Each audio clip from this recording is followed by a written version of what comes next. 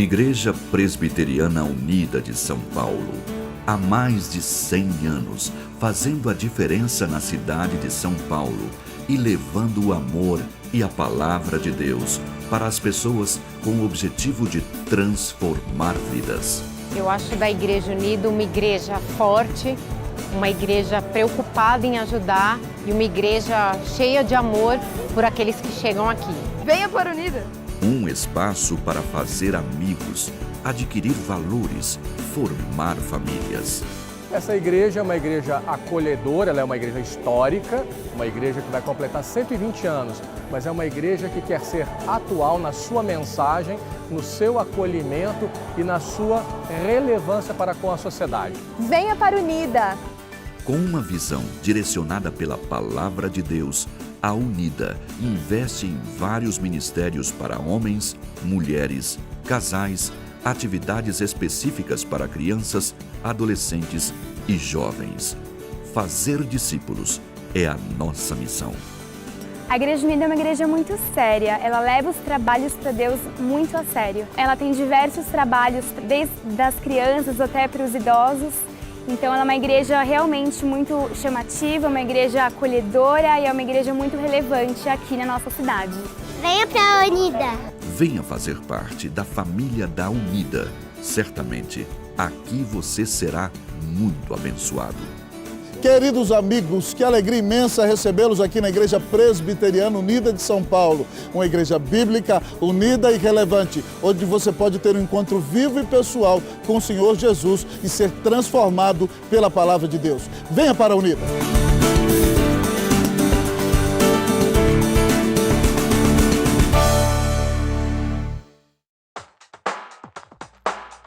A APECOM e a Igreja Presbiteriana Unida de São Paulo apresentam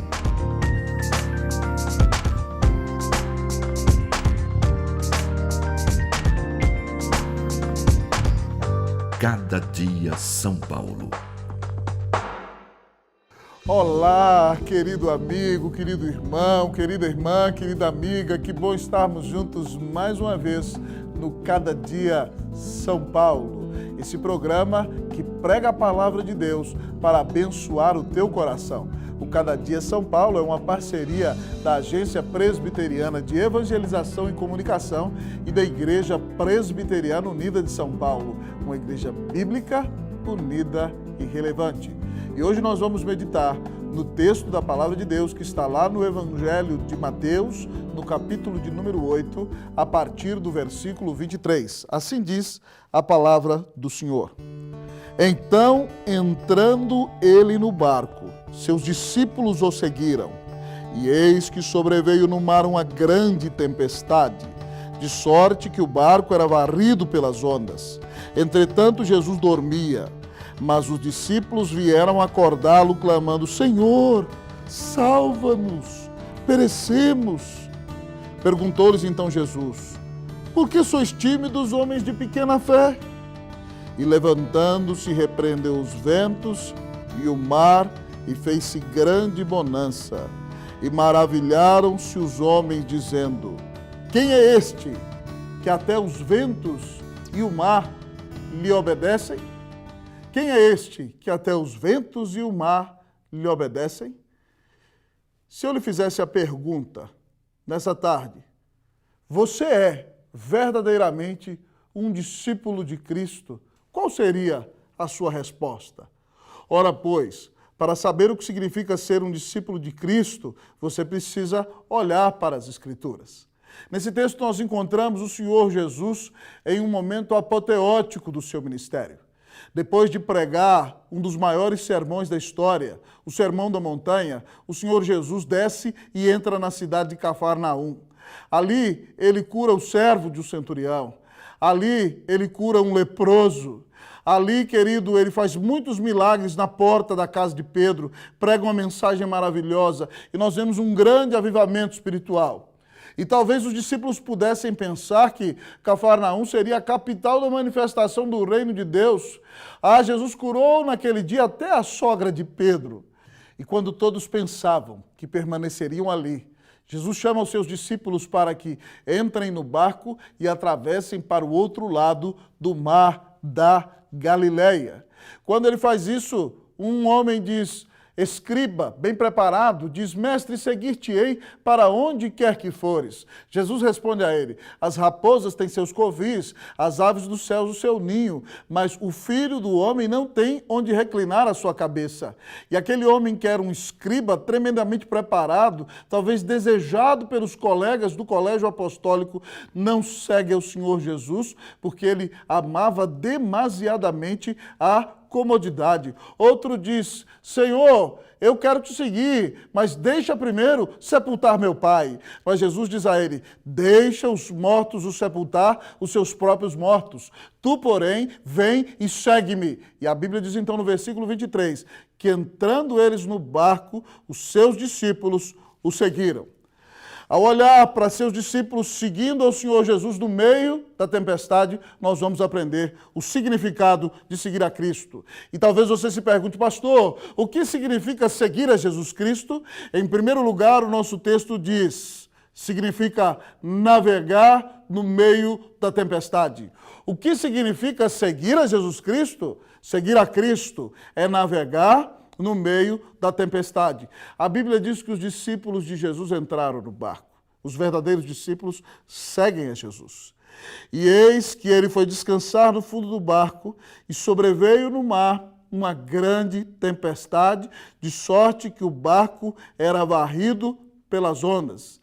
Jesus colocou seus discípulos no barco e os levou para o meio da tempestade. Enquanto ele, na sua humanidade, descansa por causa de um dia intenso de trabalho, aqueles homens que eram homens do mar se veem tremendamente angustiados. A onda jogava um barco para um lado, para o outro, e nós imaginamos ondas gigantescas caindo sobre o barco, a ponto de quase parti-lo ao meio, e os discípulos estão desesperados. Mas não nos esqueçamos, o Senhor está no barco. Ainda que pareça que está dormindo, o Senhor está no barco e Ele é o Senhor da tempestade. Com esse texto nós aprendemos que seguir a Cristo é navegar no meio da tempestade. Talvez você segue ao Senhor Jesus com fidelidade e dificuldades têm assolado a sua vida. Lutas têm batido a porta da sua casa e você, tentado, muitas vezes se pergunta: será que eu tenho sido fiel ao Senhor? Querido, não duvide do seu compromisso com o Senhor. A Bíblia diz que todo aquele que quiser viver piedosamente em Cristo Jesus será perseguido. Em Filipenses 1:29, o apóstolo diz que o Senhor nos deu a graça de não somente crermos em Cristo, mas padecermos por Ele. Toda vez que você fizer a obra de Deus com fidelidade, ela será realizada debaixo de luta, debaixo de angústia, debaixo de perseguição, e você não pode desanimar. Pense no próprio Senhor Jesus. Lembre-se dele naquele dia no Getsêmani. Ele já sente o peso da ira do Deus eterno que vai cair sobre ele na cruz. E ele chama seus 3 melhores amigos para orarem com ele. E eles o abandonam. E ele pede ao Pai: Pai, se possível, passa de mim esse cálice, mas que se faça a tua vontade e não a minha. E 3 vezes ele faz a mesma oração ao Pai. E enquanto ele ora, ele transpira grandes gotas de sangue. E vem um anjo do céu para consolá-lo. E depois, então, de um tempo de oração, ele se levanta. Pergunta para os seus amigos: vocês ainda estão dormindo? Levantai-vos e vamos, eis que o traidor se aproxima. Jesus está resoluto, mas ele passou grande sofrimento por amor de você e por amor de mim, e deu a sua vida na cruz do Calvário para pagar os nossos pecados. Preste atenção, seguir a Cristo é navegar no meio da tempestade. Ainda que você viva dias de angústia, luta, dificuldade, não se desanime. O seu Senhor, que deu a vida na cruz por você, enfrentou grande luta. E Ele diz que Ele já venceu o mundo. Que nós tenhamos bom ânimo, porque Ele nos dá a sua paz. O que significa seguir a Cristo? Seguir a Cristo é navegar no meio da tempestade. Mas talvez você pergunte: pastor, o que significa seguir a Cristo? O texto da palavra nos diz que seguir a Cristo é matricular-se na escola da oração. Seguir a Cristo é matricular-se na escola da oração. Ah, queridos, quando estão no meio da tempestade e o Senhor Jesus dorme placidamente no fundo do barco, os discípulos veem ondas gigantescas que parecem que vão destruir a vida deles. Eles acordam o Senhor, eles dizem, Senhor, acorda, nós estamos morrendo. Como diz o hino antigo, não se te dá que morramos, podes assim dormir. Eles clamam a Jesus em oração. Querido, o sofrimento e a angústia têm o poder de nos matricular na escola da oração. E se você quer ser discípulo de Cristo Jesus, você precisa ter uma vida de relacionamento íntimo e pessoal com Ele. Você o ouvirá falar com você por meio das Santas Escrituras. A Escritura é a revelação de Deus, é a palavra de Deus para o teu coração e Deus fala com você por meio da sua palavra. Mas você pode falar com Deus por meio da oração. Na oração você adora o Senhor. Na oração você confessa os seus pecados. Na oração você clama a Deus por força para vencer as tuas lutas. Na oração Deus te fortalece e te abençoa e te enche de paz e de alegria quando você invoca a presença dEle. Na tempestade os discípulos são obrigados a invocar o Senhor Jesus. Se você é discípulo de Jesus e enfrenta uma grande tempestade, não perca a oportunidade de dobrar os seus joelhos e invocar a presença de Jesus. Ah, queridos, no final do século XX, eu tive a oportunidade de ouvir o grande pregador, reverendo Wilson de Souza Lopes, que já está com o Senhor Jesus, pregar um sermão na cidade de São Paulo, no qual ele dizia, pouca oração, pouco poder, nenhuma oração, nenhum poder, muita oração, muito poder. Se você quer ser cheio do poder do Espírito Santo, se você quer ser cheia da presença de Deus, se você quer transbordar da graça do Senhor Jesus, se você quer ter força para enfrentar as suas lutas, dobre os seus joelhos, clame a presença de Deus, invoque o Senhor em oração. Clame a intervenção de Deus em sua vida. Ele ouvirá a sua oração, Ele abençoará a sua vida, Ele te responderá em nome do Senhor Jesus. Invoque a presença de Deus em oração. Houve um pastor que foi usado no avivamento na Escócia no século XIX. Ele era um pastor chamado Robert Murray M'Cheyne. M'Cheyne foi um homem de muita oração. Ele era um grande teólogo. Estudou com Horatius Bonar, era amigo de Andrew Bonar, os melhores teólogos da Escócia. Mas ele era um homem de uma vida tão piedosa e de tanta oração, que alguns historiadores dizem que quando ele saía da sala do lado do púlpito para pregar ao seu povo na igreja, só de olhar para ele e ver nele um homem cheio do Espírito Santo e cheio da seriedade de Deus, a igreja já começava a chorar. Ah, querido amigo e irmão, Robert Murray se dedicou totalmente à obra do Senhor, a ponto de vir a falecer com 29 anos de idade, depois de experimentar um avivamento em sua igreja. No início do século XX, alguns grandes pregadores americanos foram visitar a igreja de Robert Murray na Escócia. E lá estava o antigo zelador, agora um homem já de idade, que era jovem como o Robert Murray ali estava. E um pastor perguntou ao zelador qual era o segredo do êxito do ministério de Robert Murray M'Cheyne. E então o zelador da igreja levou aquele pastor ao gabinete pastoral e disse a ele, sente-se nessa mesa, coloque sua cabeça em suas mãos e agora ore. E agora chore, e agora ore, e agora chore, e agora ore, e agora chore. E então ele levou aquele pastor ao púlpito da igreja de Dundee, na Escócia, e diz, agarre este púlpito, e agora ore, e então ore, então chore, então ore, então chore, então ore, então chore. Ah, querido amigo e irmão, você é discípulo de Jesus, e talvez você se acostumou com a tranquilidade da sua vida. Por isso o Senhor te levou para o meio da tempestade, para que você volte a depender de Deus, para que você clame a presença do Senhor em oração, para que você entenda o que Jesus disse, que Ele é a videira e você é ramo, e quem estiver ligado nele, esse dará muito fruto, porque sem Ele você não pode fazer exatamente nada. Então aproveite este tempo de tribulação e invoque a bênção do Senhor, porque quem é discípulo de Jesus Cristo está matriculado na escola da oração. Que Deus abençoe a tua vida de oração, que você cresça espiritualmente através da tua vida de oração, em nome do Senhor Jesus Cristo. Mas talvez você me pergunte, querido pastor, o que significa Seguir a Cristo. O texto nos apresenta o significado de seguir a Cristo. Ele já nos disse que é navegar no meio da tempestade e matricular-se na escola da oração. Mas o que significa seguir a Cristo? O Senhor Jesus responde que é vencer o medo pela fé. O que significa seguir a Cristo? Vencer o medo pela fé. O Senhor Jesus se desperta no fundo do barco e diz àqueles homens: por que sois tímidos, homens de pequena fé? Querido, essa palavra usada para tímido no grego é a palavra de onde vem a nossa palavra fobia no português. O que Jesus pergunta para eles é literalmente: por que vocês estão morrendo de medo?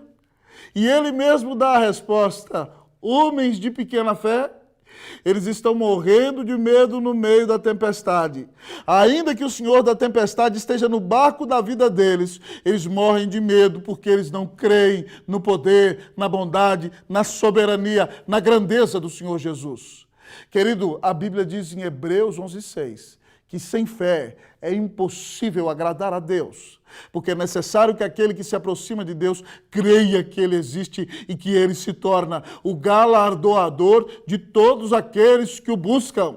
Talvez Deus te levou para o meio da tempestade para que você entenda que você não pode vencer com a sua própria força. Você não pode vencer por meio dos seus relacionamentos. Você não pode vencer por meio dos títulos que adquiriu. Você precisa crer na obra do Senhor Jesus na cruz do Calvário para ser salvo por Ele. E você precisa crer no Senhor para ter vitória nos problemas que você está enfrentando nesse momento. O Senhor te colocou numa situação na qual você só pode crer no Senhor e depender dEle para esperar o livramento que vem lá do alto. Então, querido, ao ouvir essa mensagem, se você não tem crido, peça perdão ao Senhor pela sua incredulidade. Diga ao Senhor Jesus: Senhor, ajuda-me na minha falta de fé. Eu quero crer no Teu cuidado, eu quero crer na Tua bênção, eu quero crer na Tua palavra, eu quero crer na Tua direção, eu quero crer na Tua provisão.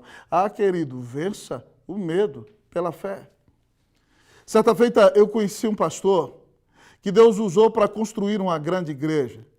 Aquele homem de Deus teve um ministério abençoado no lugar em que Deus o colocou. Enquanto ele estava construindo aquela igreja, Deus a levantou até o momento do acabamento. Irmãos da igreja já tinham emprestado 250 mil, 300 mil reais, e chegou um dia que aquele pastor não tinha mais recursos. E a igreja tinha recebido a promessa que receberia um dinheiro no fim daquela semana. E então o homem que dirigia a obra autorizou o tesoureiro da igreja a dar um cheque no valor de 60 mil reais. Na sexta-feira, o tesoureiro liga para o pastor às 3:30 da tarde. O banco fechava às 4, às 3 da tarde. Pastor, nós temos que pagar um cheque no valor de 60 mil reais. A nossa igreja nunca entrou no vermelho, o nosso nome nunca foi para o SPC e eu não tenho nenhum centavo. O senhor inventou essa construção, pastor. Se vire para levantar esse dinheiro. E o pastor disse àquela pessoa: eu não tenho dinheiro algum, eu não tenho coragem de pedir mais nada para ninguém. Então vamos fazer o seguinte, vamos orar e falar com quem manda em todas as coisas. E aquele pastor orou com aquela pessoa que estava a cargo da tesouraria às 3 da tarde.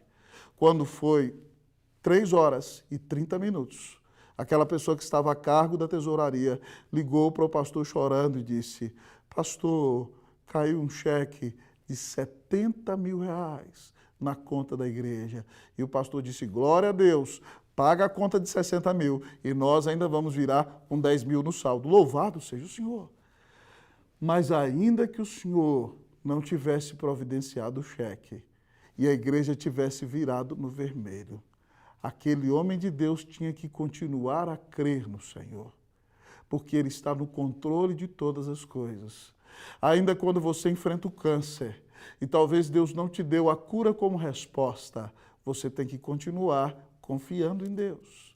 Ainda que você espere passar no concurso dos seus sonhos, e você se preparou, você estudou e você não passou, você tem que continuar a confiar na bondade de Deus. Porque ainda que as coisas não aconteçam do jeito que você deseja, o seu Senhor está no controle de tudo. Ele é soberano sobre todas as coisas. Na sua palavra, ele diz que todas as coisas cooperam para o bem daqueles que amam a Deus. E talvez o seu sonho foi frustrado, talvez a sua esperança não foi concretizada, talvez o seu desejo não aconteceu, mas você tem que confiar que o seu Deus é um soberano bom. É como Paulo diz em Romanos 8,32, aquele que não poupou o seu próprio filho, antes por todos nós o entregou, porventura não nos dará graciosamente com ele todas as coisas? Ah, querido, se Deus já deu Cristo Jesus na cruz do Calvário, por amor de você, Ele vai deixar de cuidar de você? Então, tudo o que acontece com a tua vida é exatamente o melhor que poderia acontecer. Ainda que você esteja no meio da tempestade, e ainda que Deus não responda como você espera, continue crendo, porque o Deus que te ama e deu Jesus na cruz no teu lugar, cuida de você, conduz os teus passos, abençoa a tua vida e te leva a bom termo para a sua glória. Que você vença o medo pela fé, pela graça de Jesus, que Deus te encha de fé, em nome de Jesus. Amém! Mas talvez você me pergunte, pastor, o que significa seguir a Cristo? Já temos ouvido que seguir a Cristo é navegar no meio da tempestade, é matricular-se na escola da oração, é vencer o medo pela fé. Mas o que mais haverá de significar seguir a Cristo? Preste bastante atenção. Seguir a Cristo é viver à beira da perplexidade. Seguir a Cristo é viver à beira da perplexidade. Jesus se levanta do barco e depois de repreender os discípulos, ele diz: mar, acalma-te, vento, emudece-te. Irmãos, a Bíblia não diz assim, mas eu imagino, parafraseando o texto, que Jesus se levanta e diz: mar, tranquilo. E no interior do nosso país, quando nós queremos dizer a alguém que se emudeça, nós fazemos assim: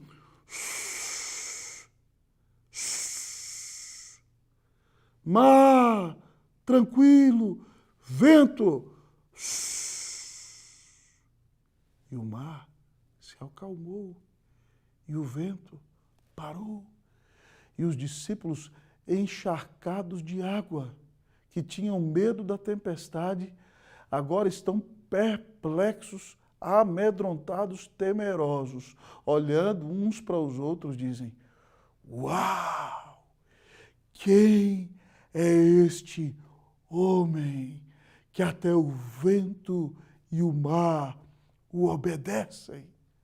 Queridos, eles são surpreendidos pela perplexidade.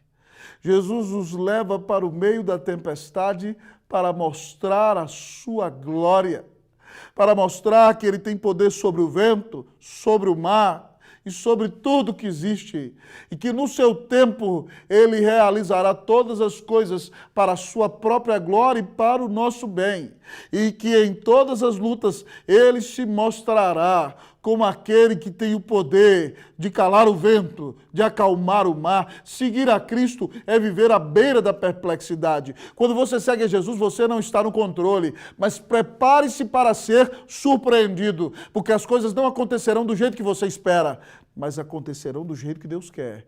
E quando Ele fizer tudo, você dirá: uau!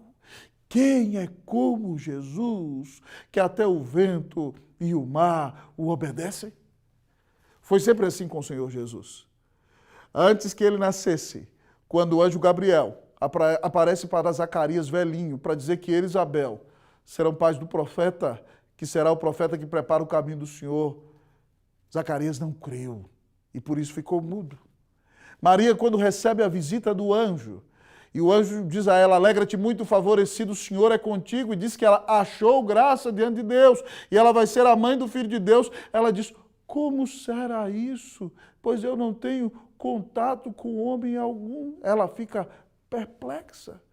Depois José, quando fica sabendo que a sua amada, a mulher mais piedosa de Nazaré, está grávida e o filho não é dele, ele quer abandoná-la para que ela não corra risco de ser apedrejada, e ele fica então com a fama de que a engravidou e fugiu. E quando ele está pensando fazer isso, o anjo do Senhor lhe aparece em sonho e lhe disse: José, não temas receber Maria, tua mulher, porque o que nela foi gerado é do Espírito Santo. E José, querido amigo e irmão, recebe Maria como sua legítima esposa e se casa com ela, perplexo com a ação de Deus. Quando os discípulos esperavam que Jesus expulsasse os romanos de Jerusalém, ele os encheu de perplexidade. Quando ele foi à cruz, eles esperavam um Messias que destruísse os romanos, mas ele destruiu o inferno, o diabo e a morte, quando deu a vida na cruz do Calvário para pagar os nossos pecados. Querido, que o Senhor te surpreenda. Crê em Jesus e você será surpreendido e você vai dizer: uau, quem é como Jesus, que até o vento e o mar o obedecem? O que significa seguir a Cristo? Seguir a Cristo é navegar no meio da tempestade, matricular-se na escola da oração, vencer o medo pela fé, viver à beira da perplexidade. Que você seja surpreendido pelo Senhor.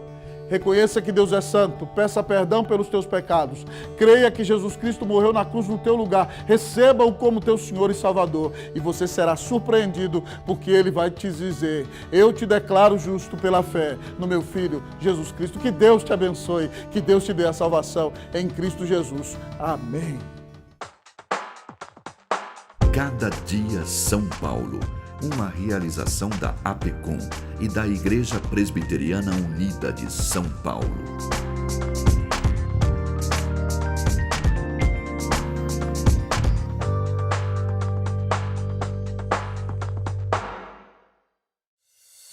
A Igreja Presbiteriana do Brasil é fruto de uma ação missionária da Igreja Norte-Americana que enviou o jovem pastor Ashbel Green Simonton ao nosso país em 1859, com o profundo desejo no coração de apresentar o Evangelho da graça de Jesus aos brasileiros. Ao longo desses 160 anos de história, o ideal missionário tem se tornado realidade. E a partir do seu compromisso com a integridade bíblica em uma perspectiva teológica reformada e com o propósito de fazer a diferença na sociedade, a IPB tem sido um instrumento usado por Deus para alcançar e transformar a vida de milhares de pessoas no Brasil e no mundo. A Igreja Presbiteriana em cada cidade, com suas escolas, hospitais, projetos sociais e missionários, cumpre a sua missão visando a glória de Deus. Igreja Presbiteriana, há 160 anos, evangelizando o Brasil.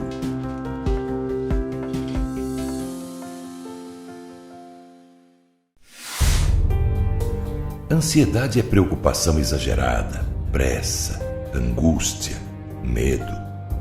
Ansiedade rouba sua alegria, tira sua paz, seu brilho, consome pouco a pouco a sua vida. Vivam sem preocupações na presença de Deus, pois Ele toma conta de vocês.